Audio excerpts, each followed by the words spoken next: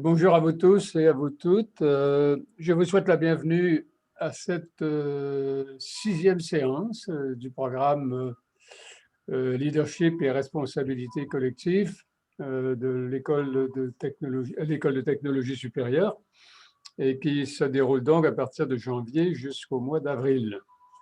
Alors, les deux séances d'aujourd'hui étaient consacrées à explorer la dimension sociale de la COVID. Le macro-social, c'est avant-midi. Maintenant, nous en sommes au micro-social, c'est-à-dire en gros tout ce qui concerne les relations interpersonnelles et principalement à l'échelle de la famille. Et nous avons pour nous aider deux de nos meilleurs spécialistes, Madame Diane Gabrielle Tremblay et Madame Geneviève Beaulieu-Pelletier. Madame Tremblay est une économiste et sociologue qui enseigne à la TÉLUQ, la Télé-Université du Québec. C'est une spécialiste en plusieurs choses, en fait: gestion des ressources humaines, économie, société du travail, sociologie du travail, pardon. Elle est titulaire d'une chaire de recherche depuis 2002 sur les enjeux sociaux de l'économie du savoir. Elle a obtenu aussi d'importantes subventions de recherche, notamment d'organismes européens, pour travailler sur divers thèmes, dont le télétravail, justement, et l'articulation emploi-famille, qui sera, je pense, abordée de près au cours de son exposé de tout à l'heure. Et elle a aussi enseigné dans plusieurs universités à l'étranger, dont l'une au Vietnam, si je ne me trompe pas, Madame Tremblay, et pas n'importe où. Euh, L'Université des sciences sociales de Hanoï. Oui, voilà. Ça dit quelque chose sur vos orientations idéologiques, non? Ah, je sais pas, non, je crois pas. Non, non. Le Vietnam est un beau pays. Les étudiants sont très, très intéressés et Très intéressants. bien. Très bien. Vous êtes un diplomate. Madame Beaulieu-Pelletier est une psychosociologue qui enseigne à l'Université du Québec à Montréal, qui travaille aussi en pratique privée, si je peux me permettre de faire un peu de publicité, et qui est spécialisée dans l'évaluation de la personnalité et des troubles mentaux. Elle œuvre aussi dans la vulgarisation d'enjeux psychologiques et sociaux. Elle est même très active dans cette direction-là. Elle le fait au moyen de capsules vidéo et au moyen de courts textes qu'elle produit sur le web. C'est cela. En tout cas, c'est comme ça que je vous ai connu. Oui. Elle est aussi très présente dans les médias sous forme d'entrevues. Et puis, elle travaille depuis quelque temps sur l'effet justement du confinement sur les enfants. Et tout comme Madame Tremblay, elle a à son actif de nombreuses publications. En tout cas, nous sommes contents de vous avoir toutes les deux. Merci beaucoup d'avoir accepté notre invitation. C'était très important pour nous. Et puis, je me demande bien si vous n'êtes pas créé un petit laboratoire à la maison. Vous n'avez pas 3 enfants par hasard? Non? Oui.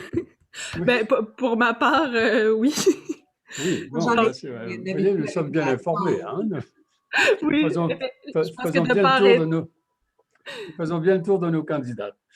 Eh bien, vous avez la parole, Madame Beaulieu-Pelletier, s'il vous plaît. oui, ben, ça me fait très plaisir de pouvoir participer à cet échange. C'est un espace de réflexion dont on a besoin actuellement, donc ça va me faire bien plaisir de pouvoir aborder ces questionnements-là qui sont absolument importants. Je vais tenter de partager mon écran pour justement aborder les impacts psychologiques du confinement et du déconfinement. Avant même de commencer, on gère une crise qui est physique, mais ça a des répercussions importantes sur le plan psychologique. Alors, c'est pour ça que c'est absolument essentiel qu'on ait cette conversation. Et avant même d'aller plus avant dans les impacts que cette pandémie a sur nous, je vais vraiment revenir à la notion de besoin psychologique. On a des besoins psychologiques qui sont fondamentaux, qu'on retrouve là à travers les différents pays, à travers les différentes cultures. Donc, on parle vraiment de besoins qui sont innés. Et ceux qui ressortent le plus, c'est notre trio des besoins d'appartenance, d'autonomie et de compétence. L'appartenance, vraiment le sentiment là, de pouvoir appartenir justement à la société, d'avoir des liens très solides avec d'autres. L'autonomie, on en parle vraiment en termes du sentiment de liberté, une expression naturelle, hein, de faire les choses de façon authentique avec qui on est réellement. Donc, ce qui serait l'inverse de sentir qu'on fait les choses de façon contrôlée. Et le besoin de se sentir compétent, donc de pouvoir développer des habiletés. Eh bien, on va faire un parallèle rapidement avec les besoins physiologiques. Si je ne bois pas pendant longtemps, ben, je vais ressentir la soif. De la même façon, si je n'ai pas, par exemple, l'opportunité de vraiment là, alimenter des liens sociaux intenses ou significatifs avec d'autres, ben à la longue, je vais souffrir de solitude. Alors, on a besoin de combler ces besoins psychologiques-là. Ils sont vraiment fondamentaux. Ils ont des liens directs avec notre bien-être psychologique. Et quand un besoin est insatisfait pendant longtemps, ben, ça a des conséquences psychologiques. Donc, s'il est frustré un peu, ça a quand même des conséquences, mais plus le temps passe, plus il est frustré, plus on va ressentir les conséquences psychologiques. Donc, vraiment, j'aborde ça d'entrée de jeu parce que je vais vraiment baser ma présentation sur ces besoins-là.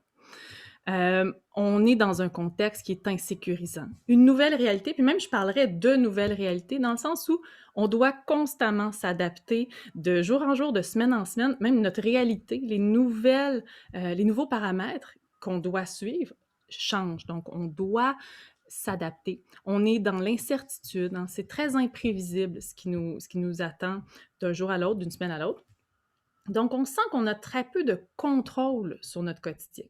Ça nous fait vivre beaucoup d'impuissance. Le sentiment d'impuissance est vraiment pas évident à vivre. On ne sait pas, c'est difficile d'avoir une prise sur notre quotidien, sur ce qu'on vit. Il y a aussi les contraintes sanitaires hein, qu'on peut vivre comme une perte de liberté.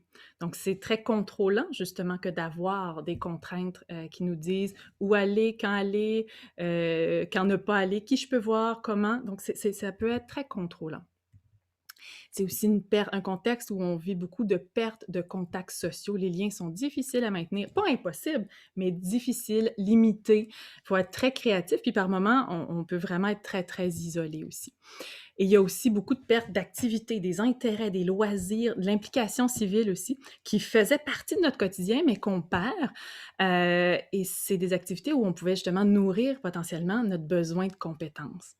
Alors là, ce que ça nous fait dire, c'est que nos besoins là, psychologiques sont mis à rude épreuve. L'autonomie, l'appartenance, la compétence, là, tout ce dont je viens de parler, l'impuissance, la perte d'autonomie, la perte de lien, puis le fait de ne plus avoir nécessairement toutes les activités qui nous nourrissaient psychologiquement parlant, c'est pas évident à ressentir.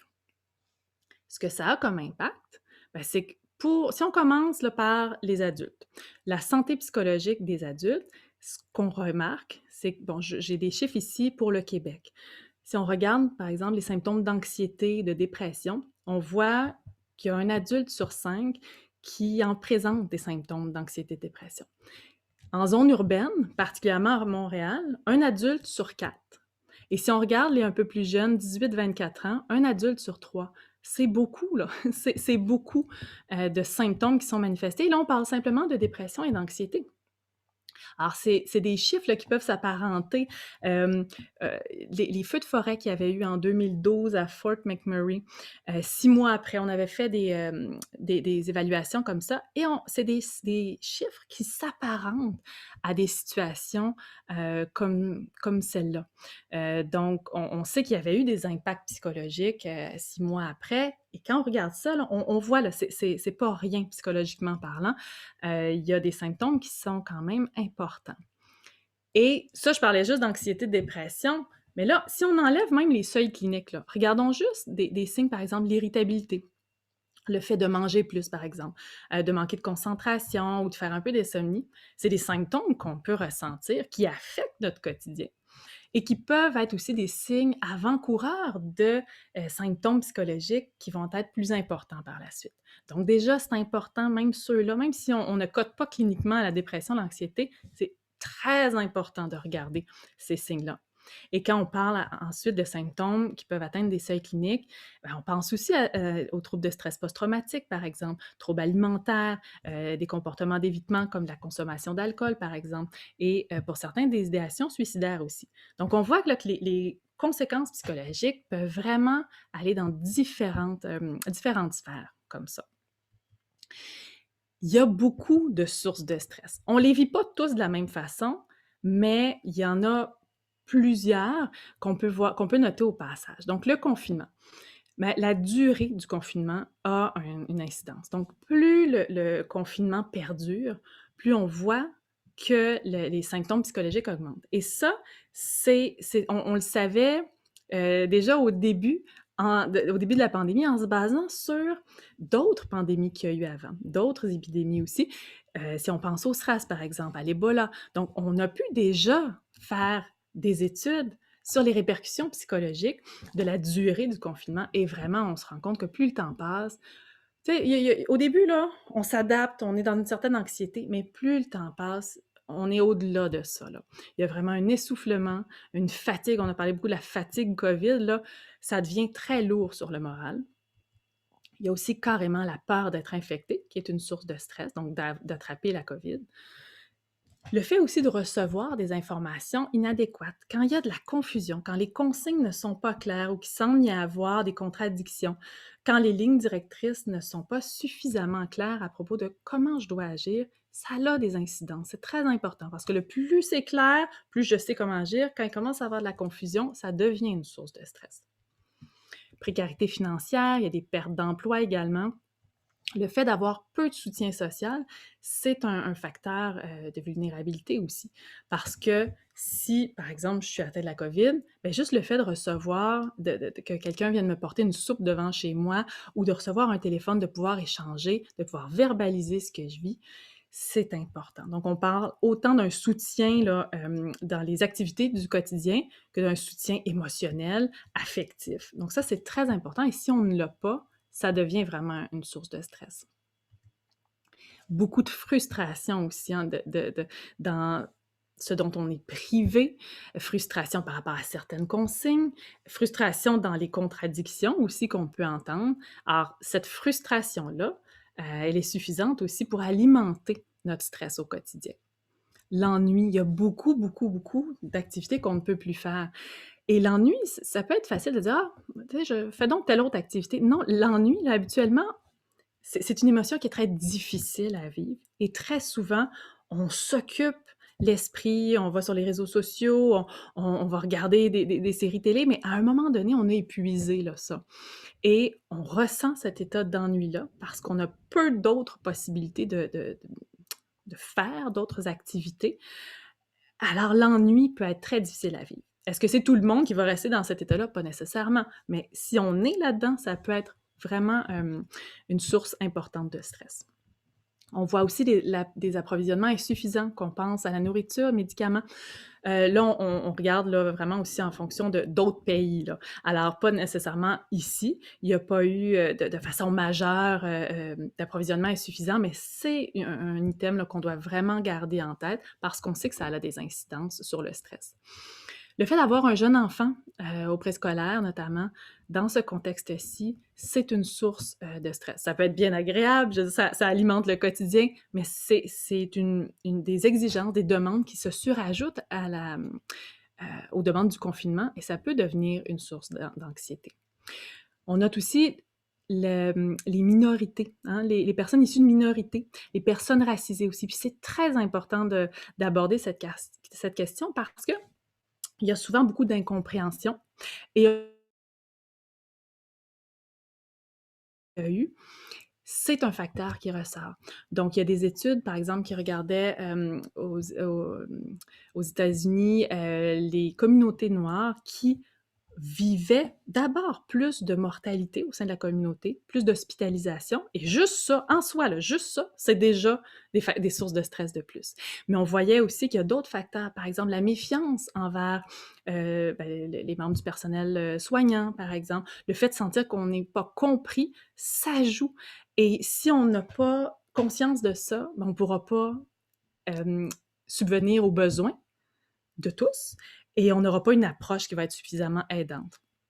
Et quand justement on a par exemple des mesures comme un couvre-feu en lien avec l'itinérance, ben là on voit que ça ne fonctionne pas, ça crée conflit, ça crée une grande source de stress. Donc il faut vraiment considérer ces facteurs-là qui peuvent devenir très stressants. Stigmatisation aussi le fait d'avoir la COVID. Même une fois qu'on n'est plus dans cette période de contagion, ça reste. Hein, les gens peuvent vouloir nous éviter. Il y a certaines personnes aussi qui n'ont pas pu réintégrer nécessairement leur place, leur poste. Alors, c'est important à considérer encore une fois ici. Le fait d'être un travailleur de la santé aussi, c'est une source de stress parce qu'on est au front et la stigmatisation dont on vient de parler pour les travailleurs de la santé, c'est une coche de plus, là, je dirais, parce qu'ils sont vraiment porteurs potentiellement plus que d'autres. Alors, psychologiquement parlant, ça les suit. Je trouve ça important aussi de parler du déconfinement. Il y a des sources de stress aussi au déconfinement. C'est pas parce qu'on déconfine que du jour au lendemain, on n'a plus de source de stress. Non, il y a des informations, si elles sont inadéquates, ça peut amener une grande confusion par rapport à ce dont on va penser, à comment on va agir. Donc, si je ne sais pas, bon, combien de gens, est-ce que j'ai vraiment le droit dans cette situation-là? Si je vais au parc, comment ça marche? Ça amène une source de stress si ce n'est pas clairement indiqué. La peur d'être infecté, c'est pas parce qu'on déconfine qu'on ne peut plus attraper le virus. Alors, c'est important aussi de le garder en tête que ça demeure réel, ça demeure une source de stress. Une anxiété pour certains aussi par rapport à l'idée de la reprise. On pouvait être bien habillé en mou, justement. On pouvait être bien à faire nos choses, avoir un rythme un peu plus lent. Retourner, si c'est pas bien préparé, ça peut être stressant. Alors, ne serait-ce si on pense, là, par exemple, quand il a été question là, d'un retour à l'université, une journée semaine, ça a soulevé beaucoup de réactions. C'était très rapide, c'était pas nécessairement amené d'une façon cohérente avec l'information qui donnait un sens à cette reprise-là. Alors, ça peut vraiment éveiller de l'anxiété. Sentiment d'injustice. On assouplit tel domaine. Par exemple, on dit, OK, d'accord, on va ouvrir les magasins, mais bon, le théâtre, non, ou le restaurant, non. Ou ces différences-là peuvent créer un sentiment d'injustice et donc de la frustration également. Il y a aussi, malgré tout, une incertitude qui demeure par rapport aux fermetures potentielles. D'accord, on déconfine, mais est-ce que dans une semaine, l'école va être fermée justement parce qu'il y aura un cas qui va avoir été déclaré et on va devoir faire une quarantaine dans cette classe? Alors, ça demeure incertain. Et on n'est plus tous dans le même bateau, et ça, il faut le comprendre. On déconfine, d'accord? Mais si, par exemple, nous, on continue en télétravail avec l'école qui est, par exemple, une classe fermée pendant 2 semaines, on n'est pas dans la même situation que quelqu'un qui serait peut-être en télétravail, mais qui, par exemple, n'aurait pas ses enfants à la maison, ou que la classe est ouverte, ou qui n'a pas d'enfants. Donc, la situation de chacun n'est plus la même. Quand tout le monde était confiné, on était tous pareils. Hein? On pouvait très bien dire, écoutez, j'y arrive pas. On avait tous les enfants sur les genoux. Là, quand on déconfine, on n'a plus le même statut. Ça amène des réactions émotionnelles qui sont différentes d'une personne à l'autre. Alors, il y a les sources de stress. Hein. Qu'est-ce qui va influencer nos réactions? Bien, nos sources de stress sont différentes, comme on vient de voir, mais on a aussi un bagage personnel qui est différent. On a des expériences qui sont différentes, qui vont influencer nos façons de réagir. Notre soutien social, comme on parlait, n'est pas le même. Alors, si je suis bien entourée, c'est très différent de si je suis quand même assez isolée ou mal entourée. Ça va dépendre aussi de nos styles de régulation émotionnelle. Donc, si je suis quelqu'un qui s'est développé j'ai appris que, par exemple, moi, quand je vis des charges émotionnelles, c'est très difficile à tolérer, à assumer.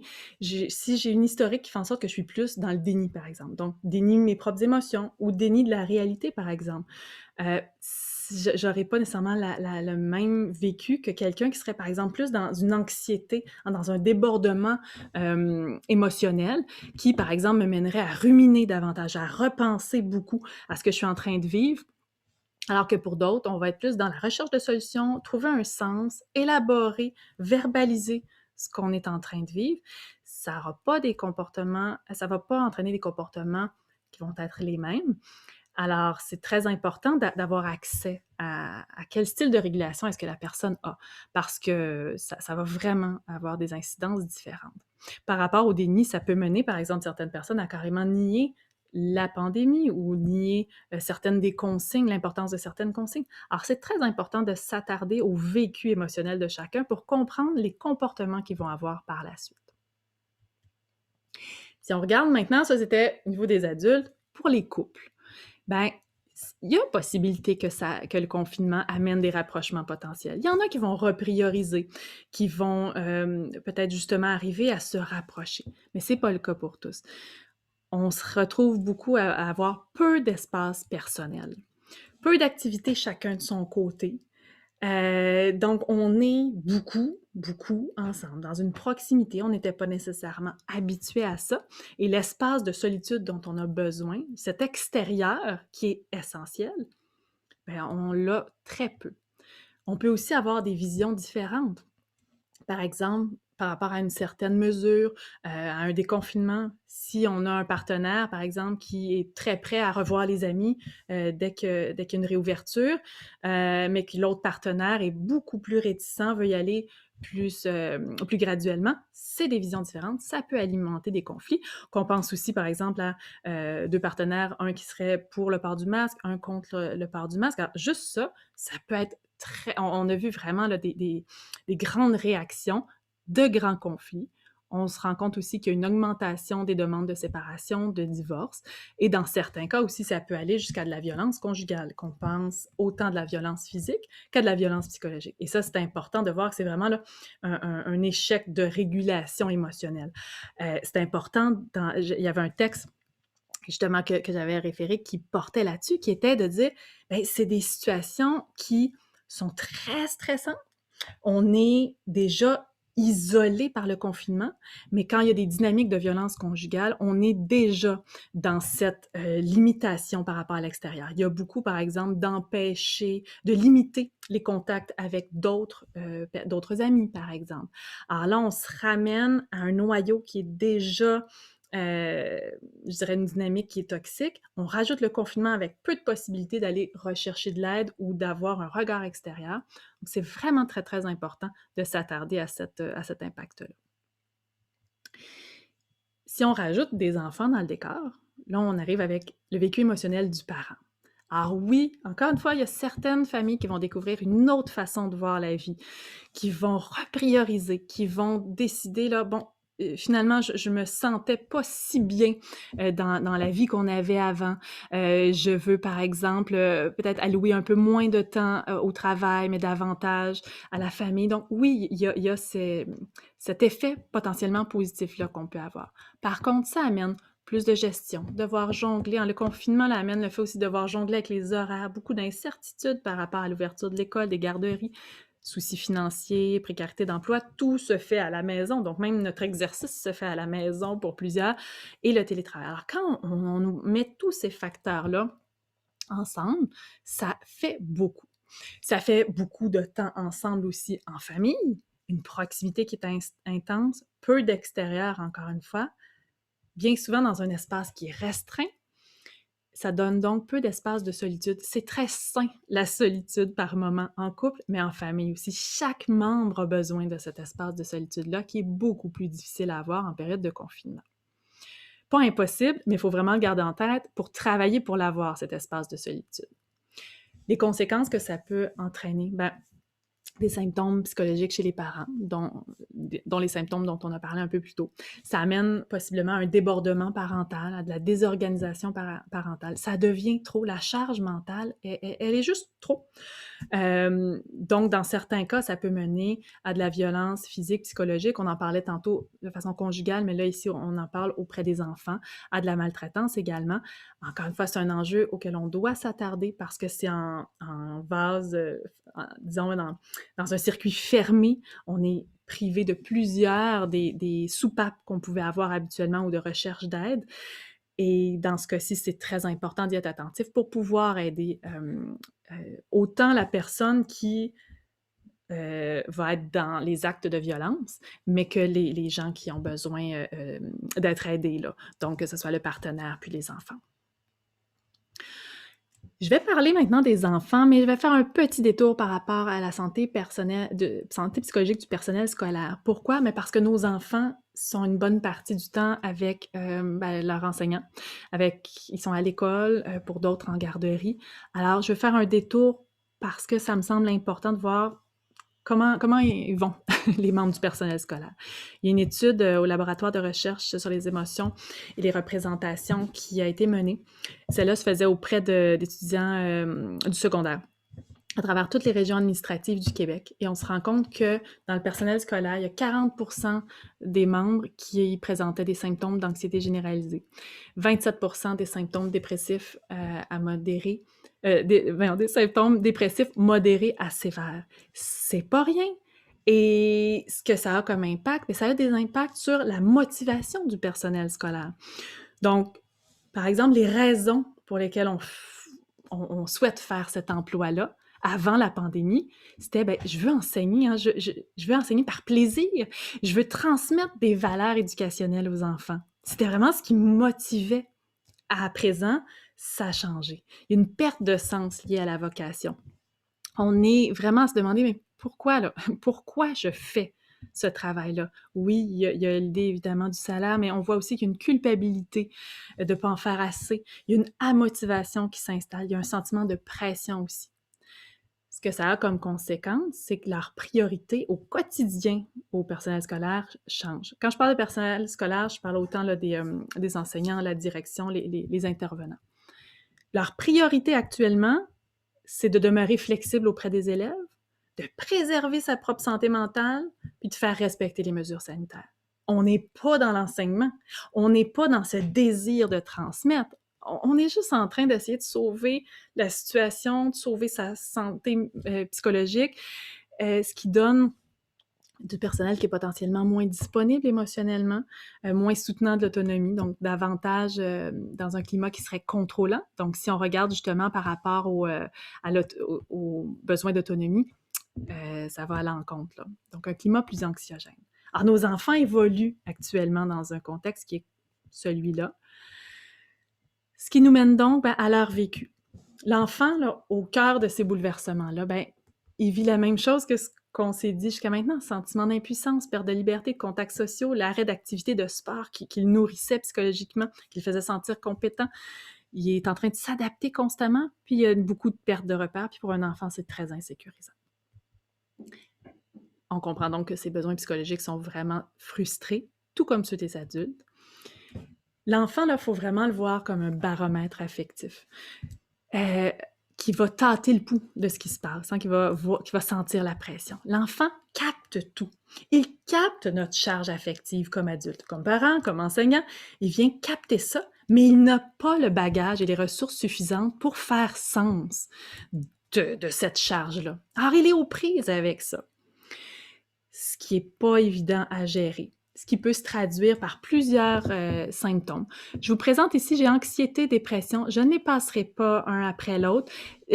Au passage, j'ai des malaises physiques, troubles du sommeil, concentration.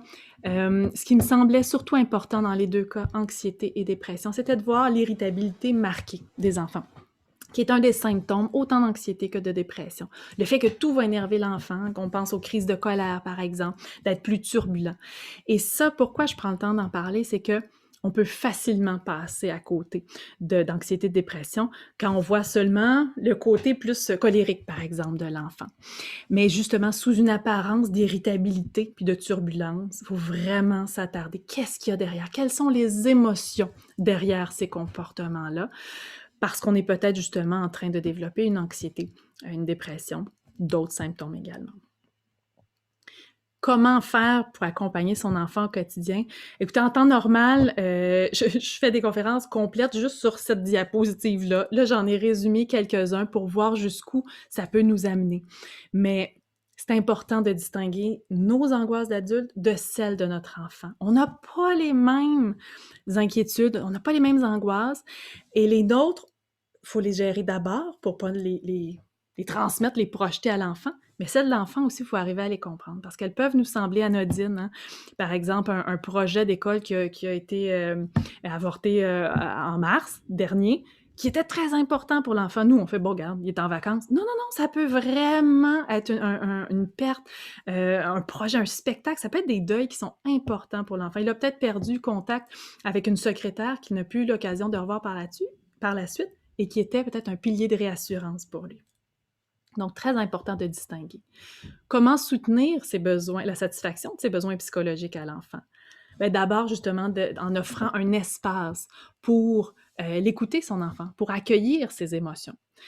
Et bon, d'essayer de comprendre ce qui se cache derrière le comportement, comme je le disais, derrière, par exemple, la turbulence, pour être capable de solidifier le lien aussi avec lui. Donc, ça vient nourrir le sentiment d'appartenance. Il peut se sentir soutenu. Tenter de diminuer la nouveauté aussi. Présenter, illustrer, expliquer ce qui s'en vient à l'avance. Ça lui permet de se rassurer. Ça lui permet aussi de redonner un sentiment de contrôle à l'enfant. Puis comment on peut le faire aussi, c'est au quotidien, par exemple, en lui offrant des choix, en le laissant prendre des décisions simples. Veux-tu mettre ton manteau bleu ou ton manteau rouge? Hein? Est-ce que tu veux m'aider à planifier les repas de la semaine? Donc, ce sont des petites choses où on peut venir nourrir le besoin d'autonomie de notre enfant. En à côté de tout ce qui est qui est plus dans l'impuissance et dans ce qu'on ne contrôle pas. Encourager aussi des activités alternatives qui permettent de développer ses habiletés à l'enfant. Donc, s'il y a des sports qu'il ne peut plus faire, qu'est-ce que je peux faire pour soutenir d'autres habiletés potentiellement, qui vient alimenter la compétence. Alors, ça nous mène à voir ces impacts-là. Il y a des moments où c'est la décision qui est prise de confiner. Alors, quelle stratégie est-ce qu'on peut faire compte tenu de ces impacts-là? Qu'est-ce qu'on peut faire pour favoriser la santé psychologique dans un confinement? Bien, ça reviendrait, par exemple, à dire c'est important de fournir un sens clair au confinement, puis aux informations par rapport aux mesures sanitaires. Donnons l'information. Les gens ont besoin de comprendre. Ça permet de sortir de l'impuissance puis de redonner un contrôle aux gens. Très, très, très important. Donner un sens. Ça vient alimenter notre besoin d'autonomie.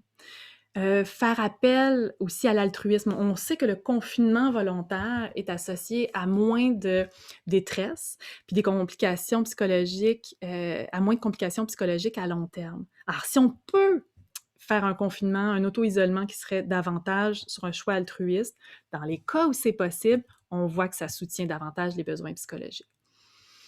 Assurer aussi des possibilités de contacts sociaux. Donc, s'assurer, par exemple, que les gens ont accès à un équipement technologique qui est efficace. Donc, si, par exemple, on a un voyageur qui revient, qui est en quarantaine, c'est important qu'il puisse quand même contacter les gens de son entourage. Si on a, par exemple, une famille qui essaye de faire justement de l'école à distance, mais qui n'a pas les outils nécessaires en termes juste d'avoir un ordinateur, puis souvent un ordinateur, quand on a quelques enfants, ça ne fonctionne pas, là. Ça, c'est vraiment un point important. Très concret, mais qui est important. Ouvrir les espaces aussi où c'est possible de suivre les consignes. Donc, si on se dit, par exemple, d'accord, au restaurant, si on suit les mesures sanitaires, ça fonctionne, ou dans tel autre endroit, on est capable de suivre les consignes sanitaires, alors c'est positif, psychologiquement parlant, d'ouvrir ces espaces-là, parce qu'au moins, même si c'est limité, au moins, on aura cet espace-là pour pouvoir alimenter nos contacts sociaux. La durée du confinement, ça devrait être le plus court possible. Ça ne devrait pas être changé, à moins de circonstances extrêmes, mais le plus qu'on est capable de donner un temps limité, le mieux c'est. Assurer l'approvisionnement suffisant en nourriture, en médicaments pour tous, donc de garder ça en tête. Je dirais aussi d'augmenter la prise de conscience des impacts physiques, oui, mais psychologiques. C'est important que les gens comprennent que c'est normal de se sentir anxieux, de se sentir déprimé, mais qu'en même temps, voici les signes et comment aller rechercher de l'aide. Hein? Les signes que ça va moins bien, puis que là, c'est important d'aller consulter, par exemple. Alors ça, c'est vraiment de parler, de vulgariser autant que possible ces impacts psychologiques-là. de porter une attention particulière aussi aux besoins des personnes racisées puis issues de minorités. Je parlais du couvre-feu tantôt. Donc, vraiment d'avoir le couvre-feu puis les itinérants, c'est important là, d'offrir un soutien puis d'avoir des décisions qui vont être appropriées. Si, par exemple, on parlait tantôt de la communauté noire, mais c'est important qu'ils puissent justement avoir des intervenants qui comprennent la réalité, qui sont à tout le moins formés parce que les besoins ne sont pas les mêmes. Et dès que c'est possible aussi d'encourager des initiatives qui visent à soutenir les intérêts, les sports, les apprentissages, l'implication civile, que ce soit pour toutes les tranches de la société, d'encourager toutes ces initiatives-là qui permettent de soutenir le besoin de compétences. Alors, en conclusion, ce que je dirais, c'est que dans tout ce questionnement par rapport au fait confinement, pas confinement, qu'est-ce qu'il y en est, quels sont les impacts, on doit évaluer les bénéfices du confinement en fonction des coûts psychologiques possibles. On ne peut pas prendre ces décisions-là sans considérer les coûts psychologiques. Et de toute façon, si on veut que le confinement soit un succès pour gérer la pandémie au plan physique, on doit considérer les effets négatifs sur le plan psychologique. Parce que si on veut que les gens, de toute façon, suivent nos mesures, il faut s'intéresser à ce qui va les empêcher, psychologiquement parlant, de les suivre. Et émotionnellement, je pense qu'on a vu en plusieurs points qu'est-ce qui peut empêcher les gens de suivre de telles mesures. On est tous en train d'apprendre ensemble, on est en train de s'ajuster ensemble à cette nouvelle réalité-là. Puis, on a avantage à essayer de comprendre ce que chacun de nous, on est en train de vivre. D'arrêter de se pointer du doigt, de pointer des coupables, d'essayer de parodier, d'essayer d'aller voir en dessous. Parce que derrière des comportements divergents, des prises de position différentes, il y a un vécu psychologique pour chacun d'entre nous. Et c'est important de s'y intéresser pour pouvoir avancer puis s'en sortir ensemble de cette pandémie. Alors voilà, ça fait le tour là, de mon côté de la présentation.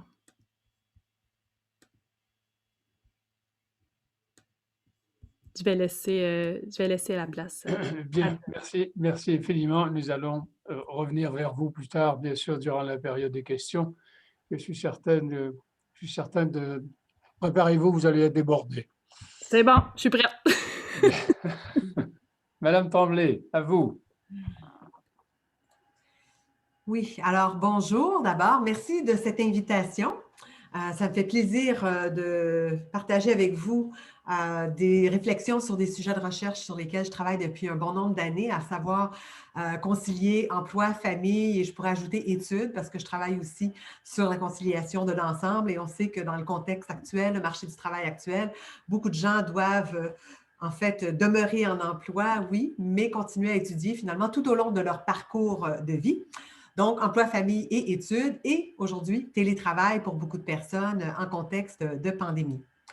Donc, ce dont je vais parler, c'est un peu les enjeux qui concernent justement cette conciliation. Moi, je parle souvent emploi-famille, mais on pourrait aussi plus largement dire vie personnelle, vie professionnelle. Et à ce moment-là, dans la vie professionnelle, on inclut justement non seulement l'emploi, le travail, mais aussi les études ou alors tout simplement le fait que l'on doive continuer à se former tout au long de la vie. Je vais aborder un peu les contextes, les conséquences aussi qui sont reliées à cet enjeu de concilier.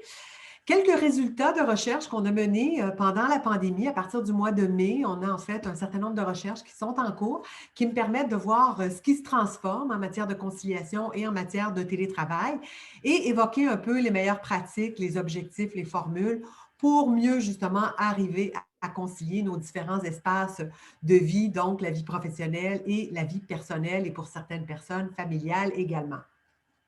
Alors, pour faire une introduction plus générale à cette problématique de la conciliation, premier élément, on pourrait se dire, pourquoi est-ce qu'on parle tant aujourd'hui au Québec en particulier? C'est vrai que c'est un sujet qu'on aborde depuis une bonne quinzaine, vingtaine d'années.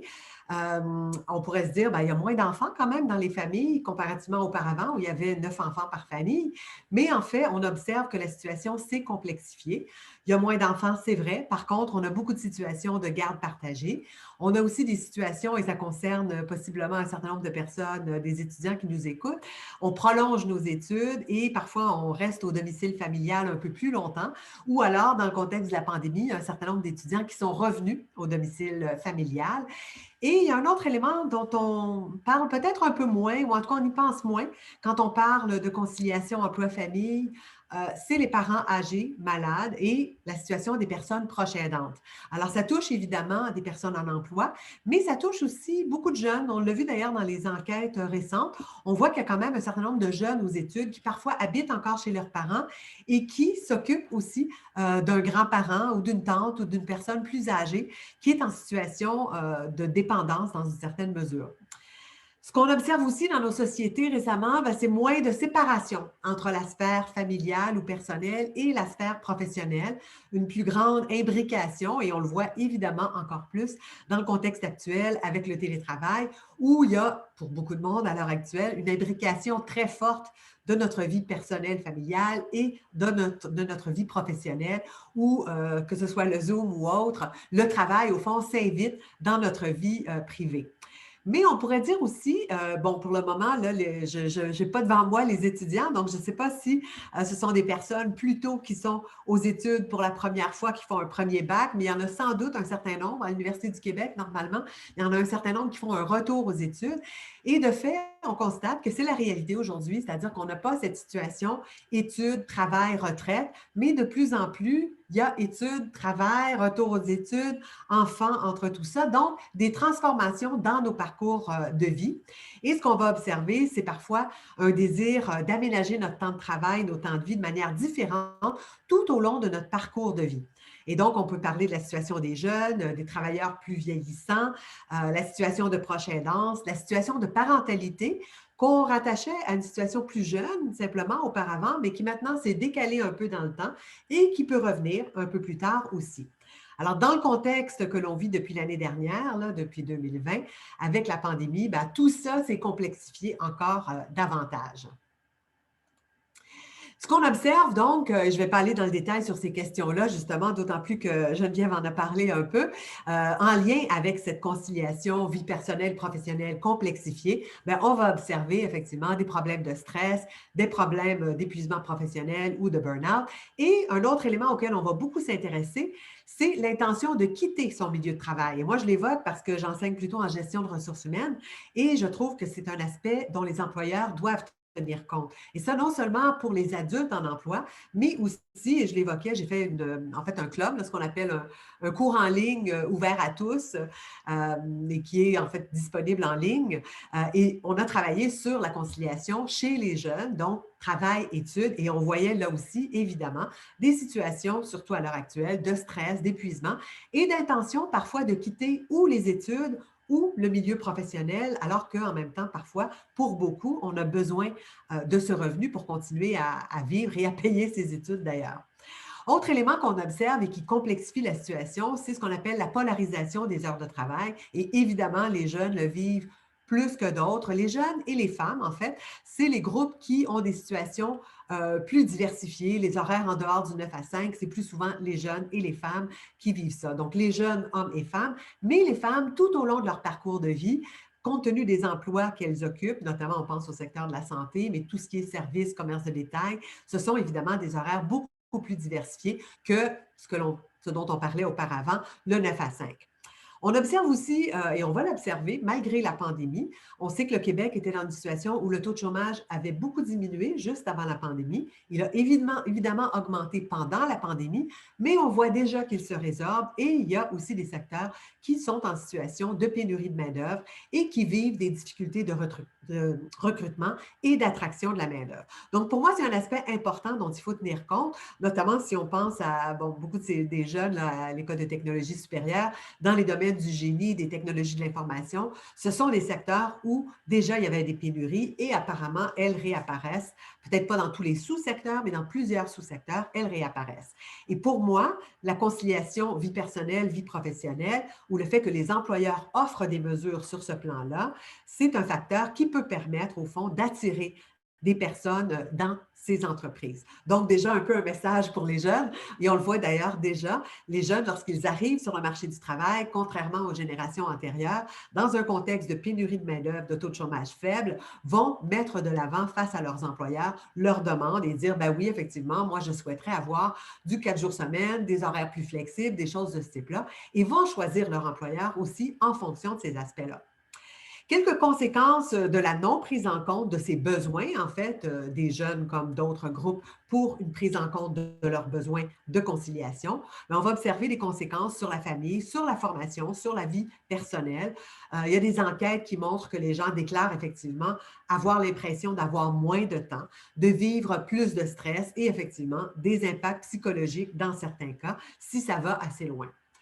Ça, donc, c'est plus sur le côté personnel et familial. Si on regarde maintenant du côté de l'organisation de l'entreprise, on constate là aussi des problèmes de ressources humaines comme le stress, parce que le stress, ça peut se traduire par des problèmes dans l'organisation, l'absentéisme, le retard, des baisses de productivité, ce qu'on a un petit peu observé pendant la période de pandémie, et des problématiques de recrutement. Alors, les responsables ressources humaines dans les organisations, dans une enquête, avaient indiqué qu'entre 25 et 50 des problèmes vécus dans les organisations étaient dus justement à des difficultés de conciliation vie personnelle et vie professionnelle. Donc, le message, c'est évidemment, il faut s'occuper de ces questions-là. Je voulais regarder un peu les effets de la pandémie sur les femmes. Alors, j'ai mis 2 références. Il y a 2 articles qu'on a fait avec une de mes collègues à partir de cette enquête qui a été menée en mai 2020 avec le regroupement pour un Québec famille. Ce qu'on a constaté, et notamment Statistique Canada aussi nous donne certaines données là-dessus, les femmes sont plus susceptibles de perdre ou de quitter leur emploi que les hommes dans ce contexte-là. Clairement, les mères ont dû assumer une plus grande part du travail de soins en lien avec la présence des enfants, soit la garde des enfants, mais même aussi l'éducation, l'enseignement aux enfants, ce qu'elles ne faisaient pas, ou enfin, elles encadraient évidemment leurs enfants plus souvent que les hommes, mais quand même, elles ont dû le faire davantage. Les hommes sont parfois plus présents, et surtout les ingénieurs, plus présents dans les cours, par exemple, de mathématiques ou des choses de ce type-là. Alors, pendant la pandémie, les parents ont été, disons, mis au service de l'éducation et de l'éducation des enfants au printemps et encore maintenant lorsque les enfants doivent suivre l'enseignement à domicile. Un élément qui est intéressant à regarder par rapport au marché du travail canadien, c'est que l'écart entre le taux d'emploi des hommes et des femmes s'est accru. Il est passé, notamment pour les parents d'enfants d'âge scolaire, de 0,8 à 7 %. Donc, grosse progression. En gros, ce que ça nous dit, c'est qu'en raison de cette surcharge que beaucoup de femmes ont vécue, eh bien, beaucoup d'entre elles se sont retirées du marché du travail. Évidemment, il y a eu des pertes d'emploi dans la restauration, l'hôtellerie, le commerce de détail non alimentaire, où sont beaucoup de femmes, mais au-delà de ça, les statistiques nous montrent que les femmes ont quitté dans d'autres secteurs également. Et donc, le niveau d'emploi des femmes en février 2021, donc maintenant, est de 3,2 points de pourcentage sous le niveau de ce qu'il était il y a un an, février 2020, 2,7 points chez les hommes. Donc, en gros, ça nous dit le marché du travail s'est détérioré, les gens sont un peu moins présents sur le marché du travail, mais la situation est pire un peu pour les femmes. Donc, quand même, les hommes ne sont pas à l'abri de cette situation parce qu'on sait qu'il y a quand même des secteurs masculins aussi qui ont été touchés. Quelques autres éléments justement sur ce contexte de pandémie pour traiter un peu aussi du télétravail. Ce qu'on a constaté dans cette recherche-là, c'est qu'à peu près 48 des personnes auraient été en télétravail à plein temps et 7 en télétravail à temps partiel. Alors, je vous rappelle, on est au mois de mai ici, au moment de cette enquête-là. Par la suite, Statistique Canada nous a indiqué à peu près 40 pardon, puis pendant l'été, 27 Donc, en gros, ça nous dit une explosion massive du télétravail parce que moi, dans mes recherches auparavant, on était à peu près à 10 au Québec, 10 de télétravail et une journée ou 2 par semaine. Tout d'un coup, bien évidemment, on est passé à des taux beaucoup plus élevés. Par contre, un aspect qui nous a beaucoup étonnés, moi qui m'intéresse à cette conciliation vie personnelle, vie professionnelle, alors depuis des années, on a des enquêtes qui nous indiquent est-ce que les parents trouvent ça difficile à concilier? Oui, non, dans quelle mesure? Beaucoup plus difficile, moins difficile? Eh bien, on a été étonnés de constater que 62 des répondants, et c'est une enquête qui a été menée avec Léger, donc représentative de la population, avec légère surreprésentation de personnes avec un meilleur revenu, mais globalement représentative du point de vue de l'âge et du genre. Mais donc, 60% à peu près, 62% des personnes nous disaient que la conciliation pour la famille était très facile pour 20% ou plutôt facile pour 42%. Alors, ça nous a un peu étonnés parce qu'en mai, quand même, il y avait des enfants à domicile. Quand même, il faut voir là qu'il y a 38% qui nous disent tout de même que c'est difficile de concilier travail et famille en période de pandémie. Autre élément, 60% des personnes ont dit que leur productivité, c'est des perceptions, évidemment. Là, dans la plupart des cas, on n'est pas dans l'industrie manufacturière, mais on a l'impression qu'on est moins productif à domicile, ce qui est compréhensible, évidemment, au mois de mai. Par contre, pour expliquer donc ces pourcentages, disons, de plus grandes difficultés, je ne vais peut-être pas reprendre le tableau en détail, mais ce qui me semble important de rappeler, c'est comment on peut expliquer ça, que la conciliation semble plus facile, alors que pour beaucoup de parents, d'avoir les enfants à domicile, ça n'est quand même pas si évident. Et en fait, on l'a expliqué par le fait, moi, entre autres, en lien avec mes recherches sur le télétravail, c'est qu'évidemment, on réduit beaucoup son temps de déplacement. Pour certaines personnes, ça peut être 10 heures, 15 heures par semaine que l'on récupère et qu'on peut affecter finalement aux enfants. On a aussi constaté au mois de mai, juin et même à travers l'été, ce n'était pas toujours possible pour les enfants de faire les activités parascolaires. Donc, ça aussi, c'est quand même quelque chose qui s'ajoute au temps de travail et au temps, disons, au temps d'activité des parents lorsqu'on doit reconduire les enfants, aller les chercher, les ramener. Donc, on a expliqué un peu de cette manière-là. Par contre, ce qu'on a constaté, c'est que les employeurs n'ont pas beaucoup diminué leurs attentes en temps de crise. 70% des répondants nous ont indiqué que leur employeur, en fait, avait eu à peu près les mêmes attentes qu'auparavant. Dans certains secteurs, évidemment, on peut le comprendre. La santé, le commerce de détail alimentaire, il n'y avait pas nécessairement moyen de diminuer les attentes, mais tout de même, ce qui était intéressant, c'est que 22% ont quand même indiqué que les attentes avaient un peu diminué. Donc, dans certains cas, les employeurs ont pu diminuer les attentes. 8% par contre, qu'elles avaient augmenté. Alors, on a quand même une situation là où les personnes ont vécu des situations un petit peu difficiles et on note ici, c'est davantage le cas chez les personnes qui travaillaient dans les services. 55%, donc plus de la moitié, indiquaient que la charge de travail avait augmenté et dans les administrations et les services publics. Donc, malgré le télétravail, on avait quand même des difficultés de conciliation accrues. Ici, c'était le pourcentage de répondants. On avait en fait, heureusement, la même enquête avait été menée en 2018. Et ce qui est intéressant, c'est qu'on a constaté que la conciliation pour la famille plus facile avait un peu augmenté. Pas de manière radicale, mais quand même un tout petit peu. Alors, bon, comme je le disais, il faut l'expliquer par le fait qu'on a réduit les autres activités ou le temps que l'on perdait dans les déplacements pour différentes activités. Ici, sans aller dans tout le détail, ça nous présente au fond le pourcentage de personnes qui ont qualifié leur conciliation emploi-famille de facile par profession. Alors, ce qui est intéressant, c'est qu'on peut voir qu'il n'y a pas des différences vraiment majeures entre les différentes catégories professionnelles.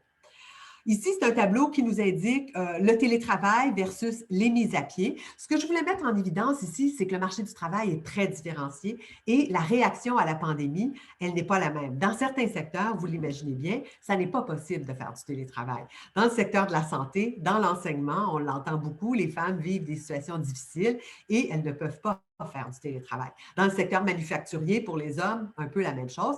Par contre, dans certains secteurs, les professionnels, les cadres, même en technologie de l'information, les hommes informaticiens font beaucoup d'interventions à distance.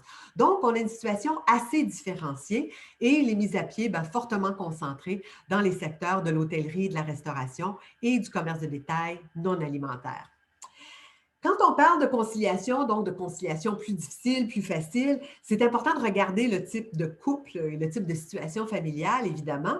Je ne vais pas présenter toutes les recherches sur la conciliation. En gros, on sait que plus il y a d'enfants et plus ils sont jeunes, plus c'est difficile.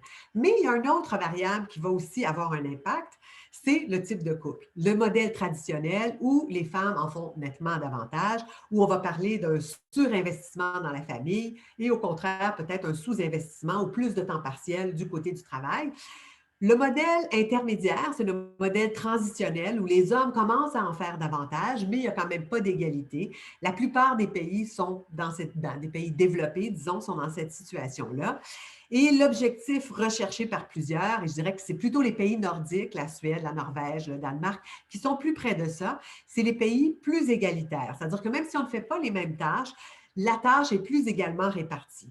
Et je dirais qu'au Québec, en tout cas depuis quelques années, depuis d'ailleurs surtout, je dirais, le congé de paternité, où les hommes ont commencé à prendre le congé de paternité et à être plus présents auprès des enfants, et y compris d'ailleurs les hommes ingénieurs, les hommes en technologie de l'information, comme je le disais, vont amener des demandes auprès de leur employeur, ce qui est quelque chose de nouveau, pour demander qu'on tienne compte aussi de leur rôle de père. Alors, cette situation-là aura une incidence. Pour les personnes, hommes et femmes, qui sont dans des contextes transitionnels ou égalitaires, bien, la situation est peut-être plus facile. Et c'est pour ça aussi qu'au Québec, on observe peut-être des taux de conciliation qui semblent être un peu plus faciles. Ici, je l'évoquais, qui fait du télétravail? Ce n'est pas tout le monde qui peut en faire. Différents groupes, les gestionnaires, les professionnels, les techniciens un peu plus, mais plus souvent à temps partiel, parce que très souvent, il y a des choses matérielles ou physiques avec lesquelles ils doivent traiter. Marketing, vente, secrétariat, des taux plus faibles et évidemment la production en milieu manufacturier, beaucoup moins. Quelques avantages du télétravail, la réduction du temps de déplacement, comme je l'évoquais, mais il y a un autre aspect que je voudrais évoquer, sans aller dans le détail, c'est plutôt justement un élément qui relève de la psychologie. On constate apparemment des types de personnalités différents, des personnes qui préfèrent séparer vraiment le travail et la famille et qui ne veulent pas que le travail envahisse leur milieu personnel, leur domicile. Ces personnes-là vont être moins à l'aise avec le télétravail, alors que les intégrateurs, à la limite, peuvent continuer à travailler jusqu'à 18h, 19h. Ça ne les dérange pas. Ils préfèrent, ces personnes, terminer au fond leurs tâches et ensuite vraiment passer à leur vie personnelle. Donc, dans le télétravail, les personnes qui sont séparateurs vont peut-être sentir un degré d'inconfort un peu plus important, alors que les autres vont trouver qu'elles arrivent à mieux se concentrer, à faire un travail de meilleure qualité et vont préférer compléter leur travail et ensuite passer à leur soirée. Donc, la conclusion dans nos recherches sur la conciliation et le télétravail, je pense qu'on a constaté, d'ailleurs c'est le titre d'un des articles, la situation un peu paradoxale des travailleurs québécois, c'est-à-dire que en dépit de la pandémie, en dépit de la présence des enfants à la maison et des mesures de confinement qui avaient été imposées, il y a quand même une majorité qui indique avoir trouvé la conciliation facile ou relativement facile, sans oublier les 38 % qui ont trouvé que c'était difficile. Ce qui est étonnant, comme je l'évoquais tout à l'heure, c'est qu'il y a un peu plus de gens en 2020 qu'en 2018 qui trouvent ça facile.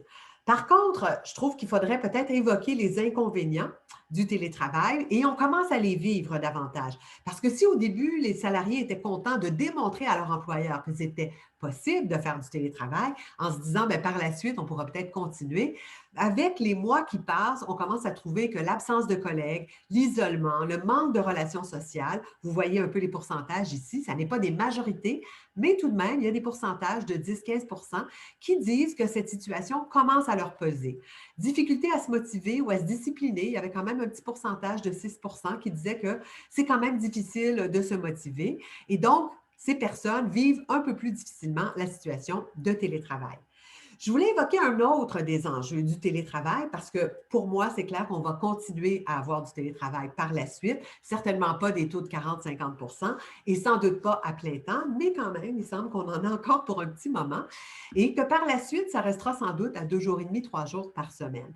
Un des enjeux qui me semble plus important, c'est des enjeux plus particulièrement pour les femmes et pour les personnes en début ou surtout en mi-carrière. On observe qu'en fait, les personnes à mi-carrière vont craindre que ça ait un impact négatif sur leur carrière. Parce qu'au Québec, comme dans les pays un peu plus latins, le sud de l'Europe, on a tendance à, disons, à accorder de l'importance aux relations humaines en présentiel. Et il semble que jusqu'ici, en tout cas, la distance ne permette pas tout à fait de combler, au fond, ces manques-là. Ce qu'on va constater, c'est que les personnes vont faire un arbitrage entre les avantages qu'elles voient évidemment, des horaires flexibles, la réduction du temps de déplacement, mais les inconvénients qui sont possibles sur le plan de la carrière, de l'isolement, de l'absence de relations humaines et de l'absence de collègues. Y compris même parfois, les gens disaient, bon, il y a des collègues qui commençaient à m'énerver un peu, mais finalement, au fil des mois, je me dis qu'au fond, je m'ennuie même de ces collègues-là. Un autre petit impact négatif possiblement, c'est la division des tâches entre les hommes et les femmes. On n'a pas de recherche là-dessus au Québec en ce moment, mais il y a une recherche menée en France qui indique qu'il peut y avoir un retour de balancier et que les femmes pourraient écoper davantage des tâches familiales. Alors, ce serait évidemment un peu regrettable, je pense, pour le Québec, parce qu'on a quand même beaucoup évolué, je pense, sur ce plan-là. Donc, on va se demander, est-ce qu'on va maintenir cet équilibre, au fond, entre les responsabilités des hommes et des femmes? Par suite de la pandémie, bien, on reviendra toujours sur cette question de qui assume les responsabilités par rapport à la conciliation. Là-dessus, je pense qu'au Québec, on fait assez bien, dans le sens que le système scolaire doit s'adapter et c'est relativement bien adapté. Surtout, on a des services de garde qui apportent un soutien important aux familles, beaucoup moins aux États-Unis, en Grande-Bretagne et même juste à côté au Canada anglais. Nos collègues n'ont pas ce soutien des services de garde aussi important. Par contre, du côté de l'employeur, peut-être que tous les employeurs québécois ne font pas tout ce qu'ils pourraient faire, notamment du point de vue des mesures de soutien, des horaires variables, des 4 jours semaine. Ça, on a vu que ça n'est pas possible dans tous les milieux. Et évidemment, il ne faut jamais oublier que les parents ont bien sûr une responsabilité, qu'il ne s'agit pas de déposer son enfant au service de garde en permanence, que ce soit même quand on est en congé. Je vais passer un peu là-dessus parce qu'on a un petit peu peut-être un peu moins de temps, mais je voulais quand même évoquer le Canada qui, dans l'ensemble des situations internationales, pour moi, on se trouve quand même dans une situation d'un modèle intermédiaire qu'on appelle le modèle de conciliation. Le Canada, disons, conciliation ou alternance. Ça dépend des gouvernements. Bon, d'abord, il n'y a pas de service de garde universel et à bas coût, comme on a au Québec. Il y a un congé parental, mais il n'y a pas de congé de paternité réservé aux pères dans le Canada anglais. Alors qu'au Québec, on se situe pour moi clairement dans le modèle de conciliation, sans dire que tout est parfait, on en parle ces jours-ci, il manque de place dans les services de garde, mais tout de même, avec les pays nordiques, on est parmi les pays ou les zones à l'échelle internationale qui font le mieux et qui apportent donc un soutien important aux personnes qui sont sur le marché du travail. Le congé de paternité, je l'ai évoqué, mais je voulais le rappeler parce que je pense qu'à l'École de technologie supérieure, il y a quand même encore aujourd'hui une majorité d'hommes et de garçons. Ce qui est intéressant de voir, c'est qu'avant ce régime de congé parental, de congé de paternité réservé aux pères au Québec, il y avait à peu près 11 des pères canadiens, mais malgré tout, déjà 22 des pères québécois qui participaient au régime canadien. C'est-à-dire qu'ils n'avaient pas de semaine réservée, mais ils prenaient des semaines dans le congé parental. Alors, on se distingue clairement du reste du Canada parce qu'à partir du moment, en 2006, où on a eu ce nouveau congé de 3 à 5 semaines réservé aux pères, 80 des pères québécois maintenant prennent ce congé. Donc, je pense que c'est vraiment une évolution très intéressante du point de vue de la conciliation, mais évidemment, c'est aussi ce qui permet d'expliquer les chiffres que l'on voyait tout à l'heure, c'est-à-dire que les pères aussi ont des taux assez proches des femmes par rapport à la manière dont ils vivent la conciliation. Est-ce que je peux vous poser une question, Madame Tremblay, une question qui m'a été écrite? Je ne veux pas vous interrompre, mais peut-être vous allez pouvoir. C'est d'une personne qui a une bonne question. Oui. Le gouvernement demande aux universités d'augmenter la présence des étudiants sur les campus, notamment pour diminuer la détresse et l'isolement. En même temps, le retour en présence génère aussi son lot d'anxiété. Oui. Avez-vous des suggestions pour favoriser un retour en douceur? Ben, la question est posée à nos deux panélistes, j'imagine. Oui, parce que là, je ne suis pas tout à fait dans ce sujet-là. Si vous voulez que j'arrête là-dessus, j'arrête là-dessus. Non, mais je voulais absolument ne pas passer cette question sous silence. Là. Oui. Si vous avez des réponses. Oui, ben écoutez, je peux peut-être,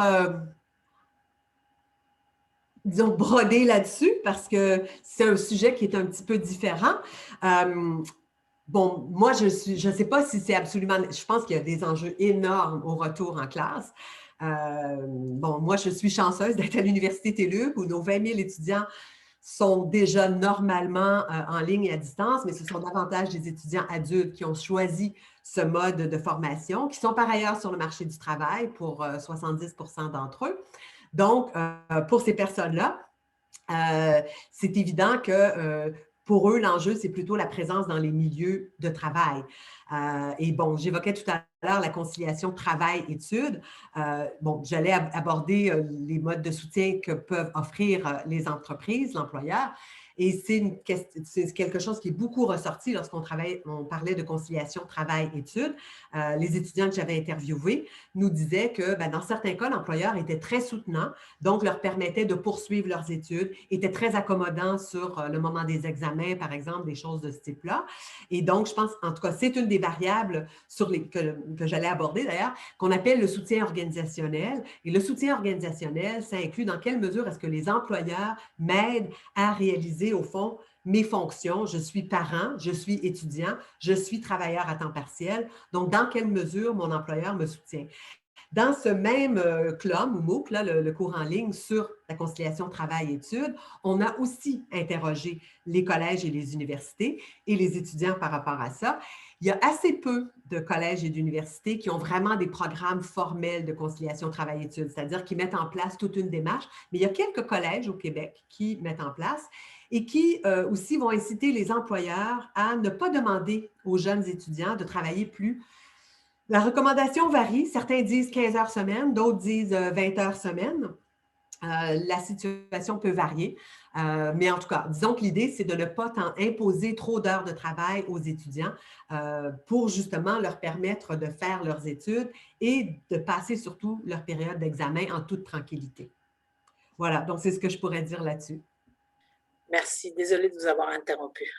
Ça va? Est-ce que vous voulez que je continue ou j'arrête là? Oui, allez-y, on a encore quelques minutes. Oui, OK. Écoutez, j'allais évoquer justement les mesures qui peuvent justement faciliter la conciliation, que ce soit en temps de pandémie ou en temps normal. Ce qui est le plus demandé, c'est les horaires flexibles et le télétravail. Et j'imagine que chez les jeunes étudiants, effectivement, d'ailleurs, ceux que j'avais interrogés pour ce cours sur la conciliation travail-études, la plupart d'entre eux disaient évidemment les horaires flexibles, la possibilité de demander à mon employeur de respecter les horaires que je souhaite. Je sais que dans le commerce de détail, très souvent, les employeurs annoncent très tardivement l'horaire de la semaine suivante, ce qui, pour des étudiants, peut être problématique. Si le jeudi, on leur dit la semaine prochaine, tu travailles tel et tel et tel jour, ce que les étudiants me disaient, c'est que dans certains cas, les employeurs étaient très attentifs à leurs demandes et qu'ils pouvaient modifier leurs horaires, alors que dans d'autres cas, c'était plus difficile. Donc, ici, j'avais une liste justement des différentes mesures qui permettent de mieux concilier travail, études et parfois famille.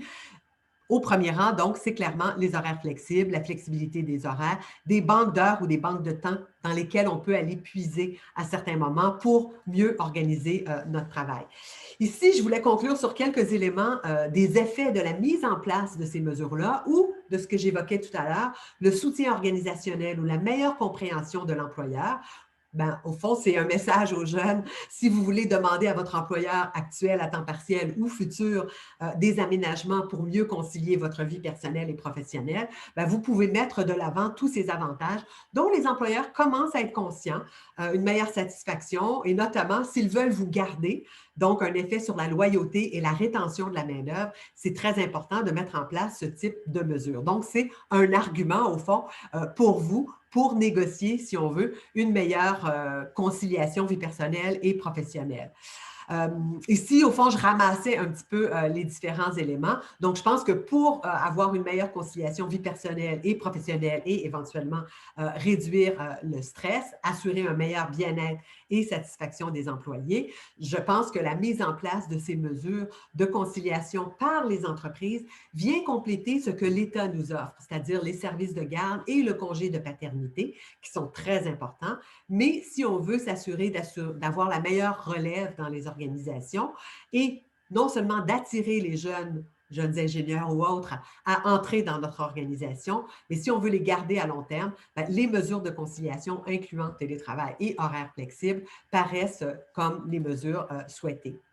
Un dernier petit élément qui convainc peut-être davantage les employeurs à mettre en place ces mesures, c'est qu'on constate que beaucoup de personnes disent qu'elles seraient disposés à changer d'emploi, et ça, je l'ai beaucoup entendu d'ailleurs chez les jeunes hommes en technologie de l'information ou ingénieurs, dans la mesure où il y a des pénuries de main-d'œuvre, ils disent, si mon employeur ne me répond pas à mes demandes, moi, je peux très bien quitter. Donc, c'est aussi un argument très important.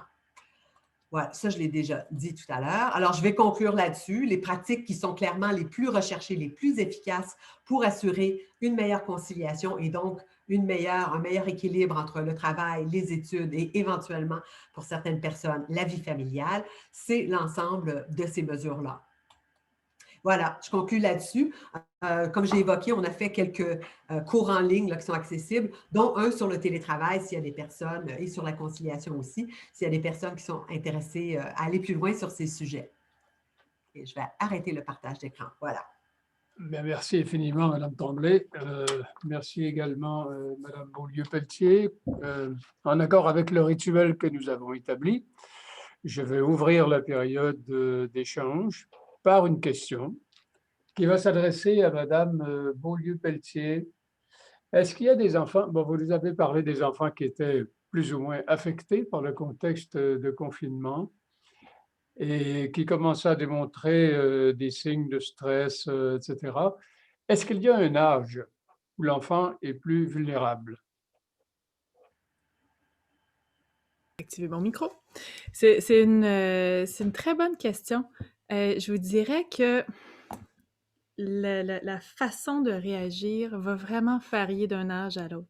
C'est sûr qu'un très, très jeune enfant, quand on parlait tantôt que le parent va transférer une charge émotionnelle, puis que l'enfant capte cette charge-là, il n'aura pas les mots, même pour le verbaliser, pour encore moins le comprendre. Disons qu'on aura plus le temps après de retravailler tout ça avec lui. Mais les enjeux d'un enfant au primaire vont être très différents de ceux du secondaire, par exemple, donc de nos adolescents. Et je pense que ce qui est important de regarder, c'est comment chacun peut être affecté différemment. Nos adolescents, en ce moment, sont très, très affectés par le manque de liens sociaux. Ça, c'est vraiment quelque chose l'incompréhension aussi des autres par rapport à leur situation de jeunes. Pour ceux qui vont à l'école, je dirais que c'est beaucoup le déconfinement qui est aussi particulièrement marqué, dans le sens où de retourner avec les contraintes qui sont là, c'est très demandant. Alors que pour un plus jeune qui est à la garderie, il y a ces contraintes-là, mais il y a peut-être un peu moins de repères.